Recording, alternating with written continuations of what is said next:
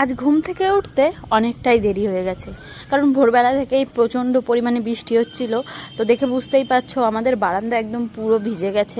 আর কার কার বাড়িতে টাইলসে স্যাঁতস্যাঁতে ভাব হয়ে গেছে, আমাদের না টাইলস এখন ভীষণ পরিমাণে ঘেমে যাচ্ছে।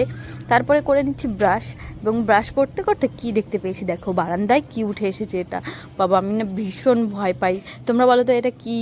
তারপরে এদিকে চলে এসে রান্না করতে, তো ভাত ভাজছে, এখানে ডিম সেদ্ধ বসিয়ে দিয়েছি, আর ঝিঙে ভাজা, কয়টা ভাজা এবং মাছের ঝোল করব। যেহেতু বৃষ্টি হচ্ছে তাই বাইরের ওয়েদারটা খুব সুন্দর ছিল, বেশ ঠান্ডা ঠান্ডা হাওয়া একটা আসছিল। আর আমি দরজার সামনে এসে দাঁড়িয়েছিলাম রান্না করতে করতে। দেন দেখি আমার শাশুড়ি মা লিচু এনেছে, তো লিচু খাচ্ছিলাম আমি।